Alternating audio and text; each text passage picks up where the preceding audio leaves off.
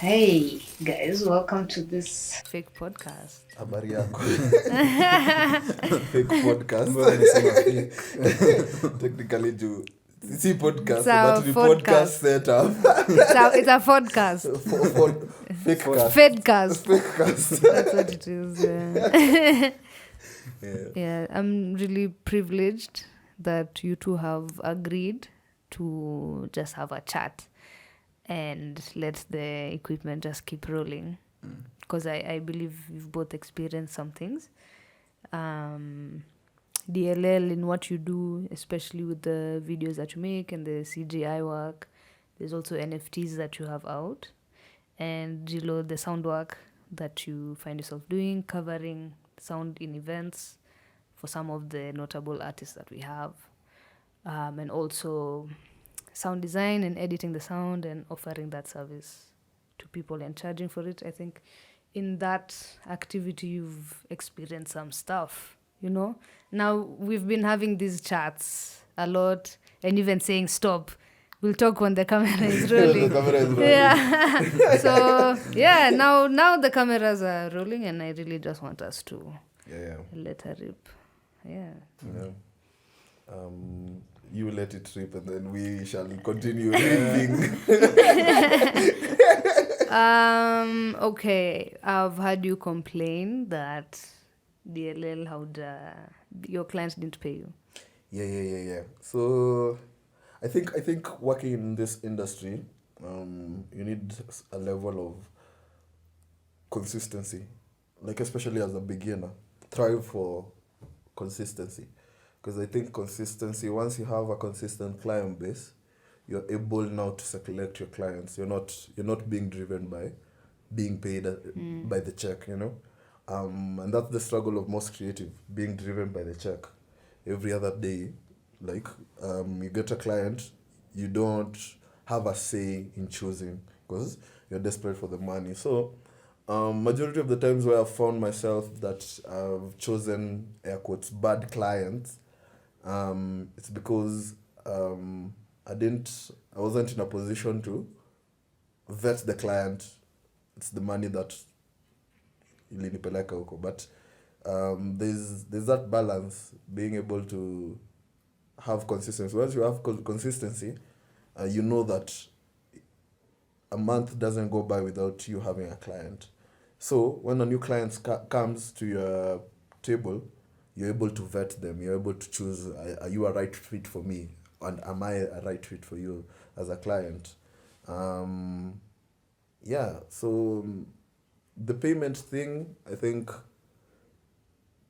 having like a system of payment, taking deposit, having a way to deliver the work once the final payment is done, having that agreement prior with the client, that's very important because most of us don't usually have those conversations with the client, you know. Client calls you up, you're like, yeah, I'm coming on Monday, I'll pay you this price.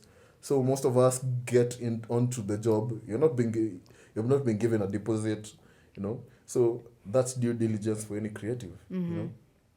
Get a deposit, know where you're going, the shoot is going to be, what are your expenses, how much profit are you going to get? Because some of us, you have to account for if you're going to hire gear, if you're going to travel, if you're going to have lunch, you know, electricity used while editing. So all of these things, they might seem futile, but you have to account for them for each and every other job for you to be profitable, for you to build a lasting business. So yeah, those are my thoughts on like being paid and not being paid, because majority of the clients that I've had issues with, I would say that was my fault. Not putting myself in a position where I've done the due diligence of, I'm going to get paid once the project is done, this is the amount. So in the future, I'm training myself on that. That's interesting what you've talked about with the consistency in the clients and the projects that you have.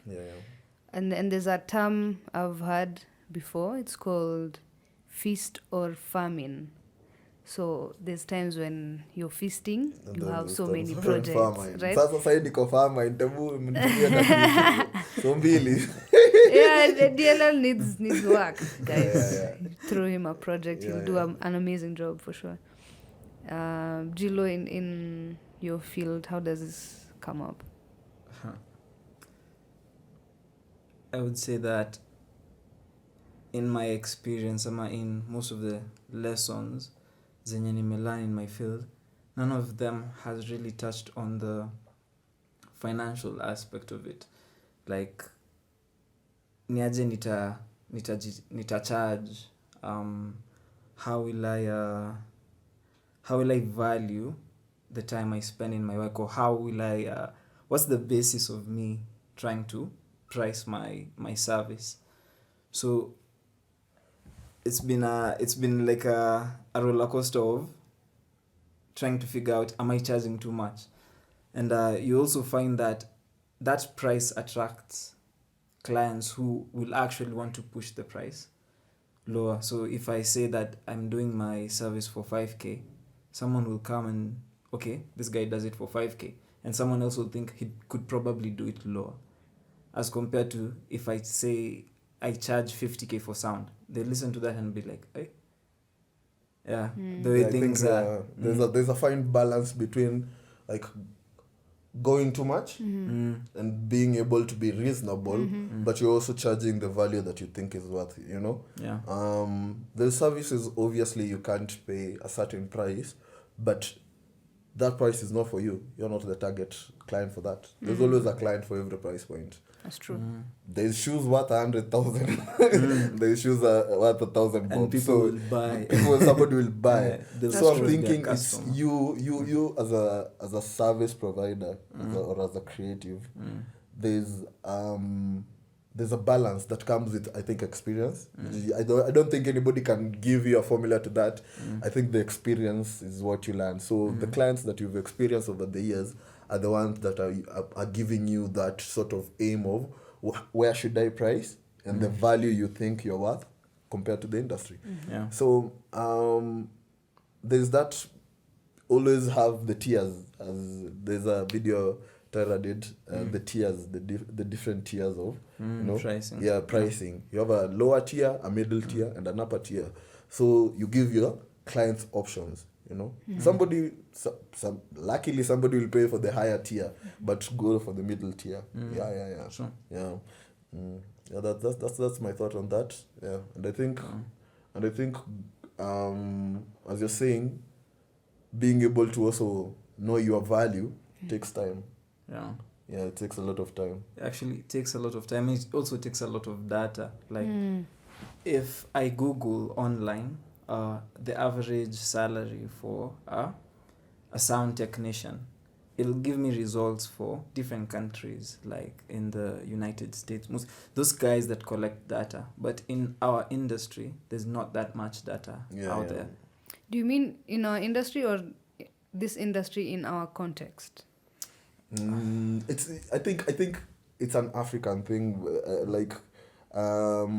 If you search how much is a software engineer paid in the US, you'll definitely get a figure. But here, you don't know that many software engineers that are publicly sharing their salaries out there.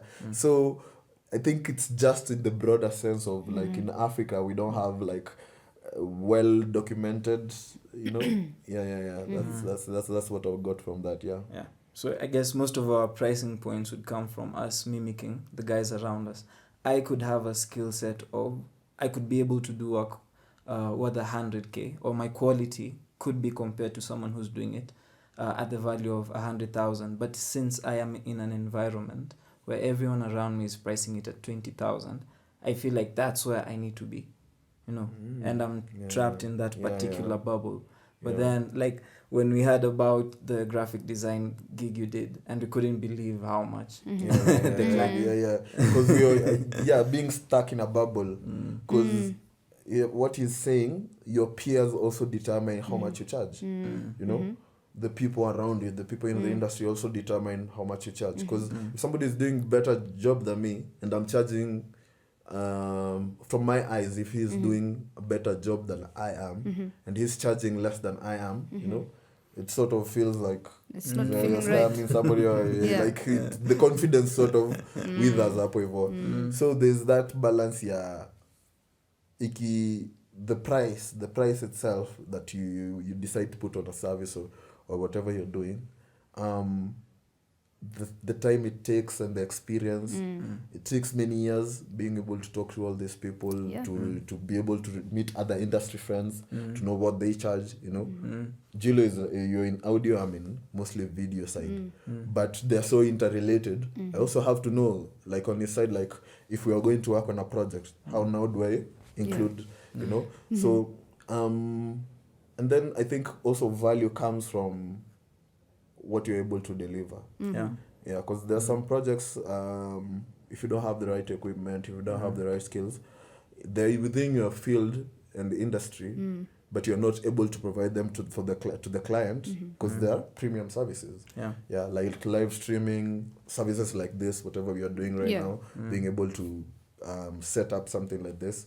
I think the expertise now raises your value and your pricing as a creative. Yeah, That's true. That's interesting, actually. That sometimes we want to, like Gilo said, mimic those around us and use them as a guide. But for in this time today, nothing is can be seen in isolation, right? So you find that any field you're in, there's a lot of domains even just within that field. So I may be into design, and within design there's so many domains. There's product design, and there's all the other forms of design. There's visual design and so on. Within sound, there's Foley, there's sound design, film scoring, there's music, right? All of that. And within video and motion graphics, and there's CGI as well. So all of that is there. And I think what has helped me is avoiding putting yourself in that box that I'm a videographer or I'm a sound guy. That's very vague. And a sound guy, if I hire a sound guy, I'm expecting to pay them $5,000. Because what I'm expecting is that the mics will be working, there won't be feedback, things will go good, control the volume, fix the stuff. That's a sound guy, right? But that's what I'm trying to aim at. That if you try to follow the people who've been there before you, and I learned this myself, you'll realize that it's very disappointing, the things that they've agreed to, that you find unacceptable. True. I found someone who has been doing logo design for a very long time, and they were charging, I think there was something for $1,500. And you're listening to this now and you're hearing $1,500. That's like a good logo price, right? Yeah. No. Somebody Absolutely not. People have been paid $35 million US for a logo. Exactly. Why not you? Right? Yeah. And you just need to question that for yourself. And here's the thing: if you don't put yourself in that box, that means you're not constrained with how people normally do things. Yeah. And what I like, what I've learned through employment is when someone new joins the team, they bring in a lot of freshness. They're not constrained by all the things we've learned about, all the limitations we've become so aware of, right? And there's a really fun exercise that I found on SoundCloud, some design exercise that we could do right now. So actually, let's do it right now if you don't mind. So I'll ask us to close our eyes. And I want you to imagine that you're an astronaut. And for the next 5 seconds, I'll count it. You'll fly around. Okay? And I want you to imagine what that's like. Okay. 5, 4, 3, 2, 1. So if I ask you to open your eyes, you tell me what color was your spacesuit? Mi nimeona Buzz Lightyear. Buzz Lightyear. Everything Buzz Lightyear. Right. The So- green, the white, and the purple, yeah. Buzz Lightyear, right? Yeah. And Angelo? Mi yangu ilikuwa white. Why? So who flew when you were flying? Like who had their hand Yeah, up like this? Buzz Lightyear si Like, anakuanga right? like Even you, Jilo. ka Mi Superman. nilikuwa more You were just like drifting. drifting. Alikuwa na float. And like, how far did you go? What was your journey like? I was just like orbiting around the earth. Yani, I was just Floating. Yeah. Yako ni blissful. Yangu ilikuwa Yeah. rocket thrusters and So you everything. had like quite some action. Yeah. How was yours like? Very, very fast flying. Like, more of superhero-like, but yeah. So you notice that we have pretty normal, realistic imagination, Yeah. right? But when you do this exercise with kids, Yeah. you'll just hear that they grew a claw in their flight No. and fought an alien and blew up a star, Yeah. right? So the imagination is free with Yeah, it's kids, not constrained by It's like not- our yeah. perception of realism. right? It's So pure even- imagination. Exactly. So even when you approach a project, you want to operate from a point of knowledge. Yeah. Not really, though. You want to operate from the comfort of being within constraints and not pissing people off and not offending anyone Yeah. because you're afraid of pushing boundaries. Yeah. But ignorance is bliss. Yeah. And if you avoid learning how, maybe not avoid, but avoid being constrained by how things go, what is the common price, Yeah. and all of these Yeah. conventions, Yeah. then you can do something. You can push a Sure. boundary. You Yeah. can make a meaningful impact and even make meaning out of what you do. True. So if I had followed even the mentors, by the way, mentors are some of the most notorious for passing on constraints Yeah. into their mentees. They'll advise you not to charge that price, it's too much. They'll tell you, don't go for that job, you just started this one, like, you just relax and be happy, this is good what you have, so that's what I would say. And if you avoid that, you'll have more confidence, you'll be more creative. So with the graphic design project that you're referencing, it's because I had built so much trust that we had built a whole strategy for this client. It involved branding, which involved logo design, some icons, some typography. We did messaging, and I hired someone to do the messaging. I hired someone to do the logo. And I've never claimed to be the best logo designer, and I've never promised to deliver the best logo.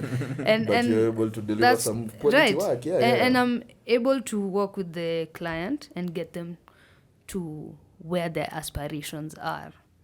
And they're willing to sacrifice their time and bring someone on board and release resources to realize and achieve that goal that they have if they're serious about it. And in fact, even with this client, I had said, I'm quite tied up at this time. I will not able to take it. But this person was adamant and said, I trust you. I feel safe with you, with this project that I have. I know that you're dependable, you're reliable, but on top of that, you're creative, and how you've presented your work, your rate card and your communication, these assets, your material, all of it signals quality, Value. And value, that's credibility. value. Yeah. Right? And I have those aspirations for my business. I want to do everything it takes. I don't want the 5K person. I don't want the 2K person. Yeah, you want somebody who has experience, who's put time, who's invested in their craft, And I think that's all of us. Like for you to move from that level of just being another normal creative, you have to invest in time, education, resources. That's what elevates you. At the end of the day, the input. You can give anybody a camera. When we were a kid, there used to be those guys who used to go around Photos, taking on the the bike. pictures zile za 50 bob zile za chwani zile anakuja Za na tape. yeah, so there used to be because as a kid, like, I didn't think I'd be a photographer, because photography is sort of what started off this career. But once I started it, the people who I saw doing amazing stuff, living good life out of like these industries, invested in their craft, invested in their skills, did a lot of personal projects, just putting your work out there, but putting out work that is able to now feed you, even if it's personal projects, putting work out there that is able to bring now clients that are willing to pay, somebody that is willing to trust you because they have seen the things that you do, you know.